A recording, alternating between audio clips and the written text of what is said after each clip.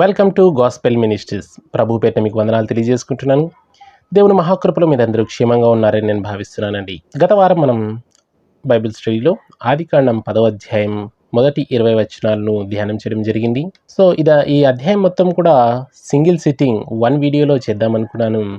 అయితే ఎక్కువ పేర్లు ఉండడం చేత కన్ఫ్యూజన్ అవుతుందనేటువంటి వినడానికి కన్ఫ్యూజన్ అవుతుందనే ఉద్దేశంతో దీన్ని 2 భాగాలు చేయడం జరిగింది. ఆదికాండం 10వ అధ్యాయాన్ని 3 భాగాలుగా చేసినట్లయితే మొదటి భాగం యాపెతు వంశావళి, రెండో భాగం హాము వంశావళి, మూడో భాగం షేతు వంశావళి. మొదటి 2 భాగాల్ని మనం గత వారం తెలుసుకున్నాము. ఇప్పుడు బైబిల్ అంతటికీ కీలకమైనటువంటి షేము వంశావళి గురించి మనం ఈ భాగంలో తెలుసుకుందాం. స్క్రీన్ మీద కనిపిస్తున్నటువంటి ఆ ట్రీ డయాగ్రామ్లో మనకు షేము వంశావళి గురించి క్షుణ్ణంగా తెలియజేయడం జరిగింది. షేముకు 5 మంది కుమారులు. 5 మంది కుమారుల్లో ఏలాము మొదటివాడు, అషూరు రెండవవాడు, అర్పక్షదు మూడవవాడు, లూదు 4వ ఆయన, ఆరామ 5వ వ్యక్తి. ఈ 5 మందిలో అర్పక్షదు, ఆరామ సంతానం వారు మాత్రమే మనకు లిస్ట్అవుట్ చేయబడ్డారు. మిగిలిన ముగ్గురి సంతానం గురించి మనకు లేఖనాధారము లేదండి. గతంలో తెలుసుకున్నట్లుగా మనకు రచయిత ఏ ఉద్దేశంతో వారి గురించి ప్రస్తావించలేదో ఆ ఉద్దేశాన్ని మనం గ్రహించాలి. ఆ ఉద్దేశంతోనే మనము బైబిల్ని చదవాలండి. రైట్. షేము రెండవ కుమారుడు, నోవాహుకు రెండవ కుమారుడు అయినప్పటికీ చివరిగా ప్రస్తావించబడ్డాడు. సో చివరిగా ప్రస్తావించబడ్డానికి ఒక కారణాన్ని నేను వివరించాను. సో కీలకమైనటువంటి ఈ వంశావళి కాబట్టి ఈయనను చివరిగా ప్రస్తావించి కీలకము లేని యాపెతు, హాము వంశావళిని ముందుగానే ప్రస్తావించి రచయిత వారి గురించి ఇక వారిని పక్కన పెట్టేస్తాడు. ఈ షేము కుమారులలో అర్పక్షదు మనవడైనటువంటి ఏబేరుకు 2 కుమారులు. ఒకరు పెలెగు, రెండవ వ్యక్తి యోక్తాను. అయితే ఈ అధ్యాయంలో యోక్తాను సంతానం మాత్రమే ప్రస్తావించబడింది. అసలు మూల పురుషుడు అంటే అబ్రహాముకు పితరుడైనటువంటి పెలెగు సంతానము మనకు ఆదికాండం 11వ అధ్యాయంలో ప్రస్తావించడం జరుగుతుందండి. సో రచయిత పదే ఈ అధ్యాయంలో ఒకే విషయాన్ని మనకు తెలియపరుస్తున్నాడు. ఏంటంటే బైబిల్ కథాంశానికి అవసరము లేని వ్యక్తులను మొదటగా ప్రస్తావించి వారిని పక్కన పెట్టేస్తాడు. కీలకమైనటువంటి వ్యక్తుల గురించి తర్వాత డీటెయిల్గా మనకు ప్రస్తావిస్తూ వెళ్తాడండి. సో ఈ అధ్యాయము మనకు నోవాహు జలప్రలయం తర్వాత ప్రజలు ఏ విధంగా భూమి మీద విస్తరించారో తెలియజేసే ఒక ఇన్ఫర్మేటివ్ అధ్యాయము. ఆ విధంగానే మనము ఈ అధ్యాయాన్ని చదవాలండి. ఆదికాండం 10వ అధ్యాయం 21వ వచనం నుంచి షేము వంశావళి గురించి ప్రస్తావన వస్తుంది. అయితే ఇంట్రెస్టింగ్ ఏంటంటే షేము వంశావళి గురించి డైరెక్ట్గా ప్రస్తావించకుండా షేము మునిమనవడైనటువంటి ఏబేరు గురించి మొదట ప్రస్తావించడం జరిగిందండి. యాపెతు, హాముల గురించి అలా కాదు, వారి పేర్లే డైరెక్ట్గా ప్రస్తావించడం జరిగింది. కానీ షేము విషయానికి వస్తే షేము మునిమనవడు ఏబేరుతో ముడిపెట్టి ఏబేరుకు పితరుడైనటువంటి షేము వంశావళి అని మనకు ప్రస్తావించడం వెనకల రచయిత మళ్ళీ ఇజ్రాయేలీయులను దృష్టిలో పెట్టుకొని వారి పితరుడైనటువంటి పెలెగు యొక్క తండ్రి అయిన ఏబేరుతో ముడిపెడుతూ షేము గురించి మాట్లాడుతున్నాడండి. సో బైబిల్లో రాయబడినటువంటి కథాంశము మనము దాని వెనకల ఒక మెటా నారేటివ్ పాయింట్ ఉంటుంది. ఆ మెటా నారేటివ్ పాయింట్ని మనము క్యాచ్ చేయాలి.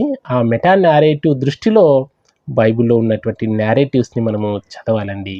ఇది హెర్మోన్యూటిక్స్లో చెప్పబడే ప్రధాన సూత్రం అండి. సో హెర్మోన్యూటిక్స్ గురించి మనము వీలైతే తర్వాత మాట్లాడుకుందాం. షేము మునిమనవడు ఏబేరు అని మనకు వంశావళి చూస్తే అర్థమవుతుంది.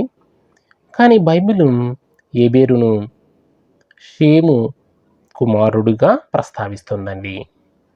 హీబ్రూ సాంప్రదాయంలో కుమారుడిని, మనవడిని, మునిమనవడిని, వంశావళులందరినీ అంటే డిసెండెంట్స్ అందరినీ కూడా కుమారులుగానే పిలవడం హెబ్రీ సాంప్రదాయం అండి. సో ఆ సంప్రదాయం ప్రకారమే రచయిత ఈ విధంగా ప్రస్తావిస్తున్నాడు. ఏబేరుకు ముత్తాత అయినటువంటి షేము అనడం లేదు, ఏబేరుకు పితరుడైనటువంటి షేము అని పిలుస్తున్నాడండి. సో హెబ్రీ సంప్రదాయాన్ని మనము అర్థం చేసుకోవాలి. ఇక్కడ షేము కుమారులైనటువంటి 5 మంది ఎక్కడెక్కడ భౌగోళికంగా నివసించారో క్లుప్తంగా తెలుసుకొని ఈ బైబిల్ స్టడీని ముగిద్దాం. షేము మొదటి కుమారుడైన ఏలాము సంతానం వారు పురాతన షూషాను ప్రాంతంలో నివసించినట్లు తెలుస్తుందండి. మనకు ఎస్తేరు గ్రంథంలో చూసినట్లయితే షూషాను కోట అనేటువంటి ప్రాంతము, షూషాను రాజు అక్కడ కనిపిస్తాడు. ఆ ప్రాంతంలో ఈ ఏలాము సంతానం వారు నివసించినట్లు కనిపిస్తుంది. ఆ షూషానును పరిపాలించిన రాజు సంతానమైతేనేమి, అక్కడ ఉన్నటువంటి ప్రజలకు ఈయన ఏలాము మూల పురుషుడై ఉన్నాడు. ఇక షేము రెండవ కుమారుడైన అషూరు సంతానం వారి గురించి ప్రస్తావన చేస్తే, అసీరియన్లుగా పిలువబడే వారు ఈ అషూరు సంతానం అండి. సో అషూరు పేరు తర్వాత కాలంలో అసీరియులుగా రూపాంతరము చెందింది. నిమ్రోదు పరిపాలించినటువంటి పట్టణాల్లో ఒకటైన అషూరు అనేటువంటి పట్టణం పేరు బట్టి సో అసీరియన్లు బహుశా ఆ మెసొపొటేమియా నాగరికతలో నివసించినట్లు మనకు అర్థమవుతుందండి. ఇక మూడవ కుమారుడైన అర్పక్షదు సంతానం వారు కల్దీయులు అని, కొంతమంది బబులోనియులు అని పండితులు భావిస్తుంటారు. సో అది ఏది వాస్తవమో ఇందులో మనకు స్పష్టంగా తెలియకపోయినప్పటికీ అర్పక్షదులు మాత్రము సో కల్దీయులు అనేది కొంత వాస్తవమే, బబులోనియులు అనేది కూడా కొంత వాస్తవమేనండి. సో దీని గురించి మనము చరిత్ర పుస్తకాలు చదివితే అర్థమవుతుంది. ఇక షేము నాలుగవ కుమారుడైన లూదు సంతానం గురించి మనకు ఎక్కడా కూడా స్పష్టత లేదండి. వారు ఎక్కడ నివసించారు, వారి ప్రజలు ఎక్కడ స్థిరపడ్డారనేటువంటిది మనకు చరిత్ర ఆధారంలో కానీ, భౌగోళికమైనటువంటి పురావస్తు శాస్త్రంలో కానీ మనకు ఎక్కడ వారి ఆనవాళ్ళు మనకు బయటపడలేదండి. సో బైబిల్ కొన్ని విషయాల్ని చెప్పలేదు అంటే దేవుడికి ఆ విషయాన్ని ప్రస్తావించడము ఇష్టం లేకపోయి ఉండవచ్చు, లేదా వినే శ్రోతలకు వారి గురించి కానీ ప్రస్తావించబడని విషయం గురించి కానీ సంబంధం లేకపోయి ఉండొచ్చు, లేదా అవసరం లేకపోయి ఉండొచ్చండి. సో అందుకని బైబిల్ మనకు అన్ని ప్రశ్నలకు సమాధానం ఇస్తుంది అని అనుకోకూడదండి. బైబిల్లో వివరించిన సందర్భాల్ని, బైబిల్లో వివరించినటువంటి లేఖనాన్ని మనము అర్థం చేసుకోవడానికి ప్రయత్నం చేయాలి తప్ప, వివరించిన విషయాలు, బైబిల్లో ప్రస్తావించబడిన సంఘటనలు ఏవైతే ఉన్నాయో వాటి గురించి మనం తర్కించి వాదులాడి మనము వివాదాలకి గురి కాకూడదు. దేవుడు మన అన్ని క్వశ్చన్లని ఆన్సర్ చేస్తాడని అనుకోకూడదండి. దేవుడు చెప్పిన దాన్ని మాత్రమే మనం అర్థం చేసుకోవాలి తప్ప, మన క్వశ్చన్లను ఆన్సర్ చేయడానికి దేవుడు ఉన్నాడు అని మనము భావించకూడదు. ఈ విషయంలో నాకు ఒక వ్యక్తికి చాలా మాటల యుద్ధం జరిగింది. సహోదరుడు ఎన్నో ప్రశ్నలు వేస్తూ వచ్చాడు. కొన్నిటికి సమాధానం చెప్పాను, కొన్నిటికి నేను సమాధానం చెప్పలేదండి. సో ఆ వ్యక్తి వెంటనే నన్ను అన్నాడు, నువ్వు ఈ ప్రశ్నలకు సమాధానం చెప్పలేకపోతున్నావు కాబట్టి నువ్వు సరైన బోధకుడు కాదు అన్నాడండి. నేనేం బాధపడలేదు. కారణం ఏంటంటే నాకంటే పూర్వము ఎంతోమంది మహామహులైనటువంటి బోధకులు వచ్చారు, వెళ్ళారు. వారందరూ కూడా మానవుల అన్ని ప్రశ్నలకు సమాధానం చెప్పడానికి ప్రయత్నం చేయలేదండి. బైబుల్ మానవులకు ఏం నేర్పించదలుచుకుందో అది మాత్రమే వివరించడానికి ప్రయత్నం చేశారు తప్ప, మానవుల ప్రశ్నలకు సమాధానం చెప్పడానికి బైబిల్ పండితులు ప్రయత్నం చేయలేదండి. సో వారి కోవలోనే నేను కూడా నడుస్తున్నాను కనుక అన్ని ప్రశ్నలను మనము సమాధానం వెతకాలి అనే దృష్టితో బైబిల్ని చదవకూడదండి. బైబిల్ మనకు ఏం నేర్పించాలి అనుకుంటుందో ఆ దృష్టికోణంలో మనము బైబిల్ని చదవడానికి ప్రయత్నం చేసి మనకు శ్రేయస్కరం.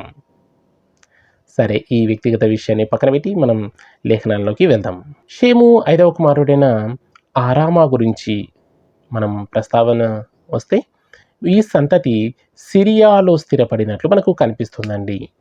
అబ్రహాము, ఇసాకు, యాకోబులు తరచుగా ఈ ఆరామీ సంతానంతో సత్సంబంధాలు కలిగి ఉన్నట్లు మనకు కనిపిస్తుంది. ఆదికాండం 11వ అధ్యాయం 31వ వచనం, ఆదికాండం 32వ అధ్యాయం, ఆదికాండం 24వ అధ్యాయం 4వ వచనంలో మనకు అక్కడక్కడ వీరు ఈ ఆరామీయులతో సత్సంబంధాలు కలిగి ఉన్నట్లు మనకు అర్థమవుతుందండి. అంతేకాదు అబ్రహాము ఎక్కువ సమయం ఈ ఆరామీయులతో నివసించడం కారణం చేత అబ్రహాముని కూడా కొంతమంది చరిత్రకారులు ఆరామీయుడిగా గుర్తించడం జరిగిందండి. ఇక 23వ వచనం గమనిస్తే, యాజ్ యూజువల్గా రచయిత మొదట అందరి ప్రస్తావన తెస్తూ చివరిగా అబ్రహాము పితరులు అనేటువంటి మూల పురుషుల గురించి ప్రస్తావన చేస్తున్నాడండి. సో అందుకనే షేము చివరి కుమారుడైనటువంటి ఆరాము కుమారుల గురించి మొదట ప్రస్తావించి తరువాత అర్పక్షదు కుమారుల గురించి వివరించాడండి. వాస్తవానికి అర్పక్షదుల కుమారు గురించి ముందు వివరించిన తర్వాత ఆరామీయుల కుమారుల గురించి వివరించాల్సింది. కానీ రచయిత ఇంటెన్షన్ ఏంటంటే ముందు అవసరం లేని వాళ్ళందరి గురించి మొదట ప్రస్తావన చేసిన తర్వాత ఎవరైతే అవసరం ఉన్నారో వారి గురించి చివరిగా డీటెయిల్గా వివరించుకుంటూ వెళ్తున్నాడండి. సో రచయిత ఇంటెన్షన్ని మనము పదే పదే ఇక్కడ గమనించాలి. రైట్. ఆరాము మొదటి కుమారుడైనటువంటి ఊజు గురించి మనకు బైబిల్లో యోబు గ్రంథంలో మాత్రమే కనిపిస్తుందండి. యోబు నివసించిన ప్రాంతం పేరు ఊజు. సో బహుశా ఈ ఆరాము మొదటి కుమారుడైన ఊజు అక్కడ నివసించడం చేత ఆ ప్రాంతానికి ఊజు అనేటువంటి పేరు స్థిరపడినట్లు మనకు అర్థమవుతుంది. సో యోబుకు ఈ ఊజుకు ఏదో సంబంధం ఉన్నట్లు మనకు రచయిత చెప్పకనే చెప్తున్నాడు. అయితే ఆరాము రెండవ కుమారుడైన హూలు, గెతేను, మేషానుల గురించి మనకు ఇక అడ్రస్సే కనిపించదండి. ఈ ముగ్గురు కుమారుల అడ్రస్ మనకు ఎక్కడెక్కడ లేదు, వారు ఎక్కడ నివసించారో మనకు తెలియదండి. సో ఇంతటితో ఆరాము కుమారుల గురించి ఫాస్ట్గా రచయిత తెలియజేసి వారిని పక్కన పెట్టేసి 24వ వచనం నుంచి అర్పక్షదు కుమారుల గురించి వివరిస్తూ వస్తాడండి. ఇక్కడ అర్పక్షదు మొదటి కుమారుడైన షేలాహుకు ఏబేరు జన్మిస్తాడు. ఏబేరు యొక్క పేరు సెమాటిక్ లాంగ్వేజ్లో ఏబ్రూము అని అనేటువంటి ఉచ్చారణ ఉందండి. తర్వాత ఈ ఏబ్రూము పదమే అబ్రాముగా మారింది అని మనకు తర్వాత మనకు అర్థమవుతుంది. సో ఈ పేర్లో ఈ విధంగా కాలక్రమములో రూపాంతరం చెందుతుంటాయండి. సో ఏబేరు పేరు ఏబ్రూముగా, ఏబ్రూము పేరు అబ్రాముగా మనకు రూపాంతరము చెందింది. ఏబేరుకు 2 కుమారులు. మొదటి ఆయన పెలేగు, రెండవ కుమారుడు యొక్తాను. బైబిల్ రచయిత ఈ 10వ అధ్యాయంలో జీనియాలజీ మధ్యలో 2 షార్ట్ స్టోరీస్ని వివరిస్తాడండి. నిమ్రోదు సందర్భంలో అక్కడ ఒక చిన్న షార్ట్ స్టోరీని వివరించి, తర్వాత ఇక్కడ పెలేగు సందర్భంలో ఒక చిన్న షార్ట్ స్టోరీని మనకు వివరిస్తున్నాడు. అదేంటంటే పెలేగు కాలంలో భూమి విభాగించబడింది అని. అక్కడ నిమ్రోదు గురించి చెప్పినటువంటి షార్ట్ స్టోరీకిని, ఇక్కడ పెలేగు గురించి చెప్తున్నటువంటి షార్ట్ స్టోరీకిని ఏదో అవినాభావ సంబంధం ఉంది అని మనకు రచయిత చెప్పకనే చెప్తున్నాడు. సో ఆ హింట్ని మనము గ్రహించాలి. రచయిత అక్కడ ఒక షార్ట్ స్టోరీ, ఇక్కడ ఒక షార్ట్ స్టోరీ చెప్తున్నాడు. సో ఈ రెండింటికి అవినాభావ సంబంధం ఉంది అంటే బాబేలు గోపురం దగ్గర భాషలే కాదు భూమి కూడా చీలిపోయింది, విభాగించబడింది అని మనకు రచయిత చెప్పదలుచుకున్నటువంటి ఉద్దేశం అండి. ఈ పేరు కూడా పెలేగు అనే పేరుకు అర్థం కూడా విభాగించు లేదా విభజించు అనే అర్థమే వస్తుందండి. పేరుకు తగ్గట్టుగా భూమి కూడా ఈయన పుట్టిన తర్వాత విడిపోయింది అని మనకు బైబిల్ చెప్తోంది. పెలేగు గురించి మరియు పెలేగు సంతానం గురించి ఈ అధ్యాయంలో రచయిత వివరించడు, తర్వాత ఈ అధ్యాయంలో వివరిస్తున్నాడు. సో పెలేగు గురించి పక్కన పెట్టేసి యోక్తాను సంతానం గురించి వివరించి ఇక ఈ అధ్యాయాన్ని ముగిస్తున్నాడు రచయిత అండి. యోక్తాను సంతానం గురించి మనము గమనించినట్లయితే యోక్తానుకు 14 మంది కుమారులు. వీరు అరేబియా దేశం చుట్టూ నివసించినట్లు మనకు అర్థమవుతుంది. యోక్తాను మొదటి కుమారుడైన అల్మోదా అనేటువంటి పేరుకు అర్థం ఏంటి అంటే దేవుడి స్నేహితుడు అని అర్థం అండి. అల్మోదా అనగా దేవుడి స్నేహితుడు, ఫ్రెండ్ ఆఫ్ గాడ్ అని అర్థం. నిజంగానే చూసినట్లయితే ఈ కుమారుల్లో వీరు నివసించిన ప్రాంతాలైనటువంటి ఓఫీరు, హవీలా ఇటువంటి ప్రాంతాలను మనం గమనించినట్లయితే ఆ ప్రాంతాల్లో లభించేటువంటి బంగారము, సుగంధ ద్రవ్యాలు, అరేబియా దేశంలో లభించే ఖర్జూరాలు, పెట్రోలియం వంటి ఖనిజ సంపద అంతా కూడా మనం చూసినట్లయితే నిజంగా దేవుడు ఎంత వీరిని ఆశీర్వదించాడో, నిజంగా దేవుడు వారి స్నేహితుడు అయి ఉన్నట్లుగా మనకు వారి భౌతిక ఆశీర్వాదాన్ని చూస్తే మనకు అర్థమవుతుందండి. దేవుడు ఒక్కసారి ఒక మనిషిని ప్రేమిస్తే ఆ ప్రేమ తరతరాలు శాశ్వతంగా ఉంటుంది అని చెప్పడానికి ఈ యోక్తాను సంతానపు అభివృద్ధి మనకు చాలా పెద్ద ఉదాహరణ అండి. యోక్తాను కుమారులలో చివరి వాడైనటువంటి యోబాబు నివసించిన ఊరి పేరు చాలా ప్రత్యేకమైనదండి. అది ప్రస్తుతం ఉన్నటువంటి మక్కా ప్రాంతం అండి. ప్రస్తుతం ఉన్న మక్కా ప్రాంతమే యోక్తాను కుమారుడైన చివరి కుమారుడు యోబాబు నివసించినటువంటి ప్రాంతముగా మనకు చరిత్ర ఆధారాలు ఉన్నాయి. సో 30 వచనాలు 31వ వచనం మనం గమనించినట్టయితే రచయిత ఈ నోవాహు ముగ్గురి కుమారుల సంతానము యొక్క వంశావళులన్నిటినీ చాలా ఫాస్ట్‌గా చెప్పి ముగించి ఇక ఈ వంశావళుల గురించి పక్కన పెట్టేస్తాడండి. సో రచయితలాగే మనం కూడా ఫాస్ట్‌గా ఈ వంశావళుల గురించి ముగించేసాము.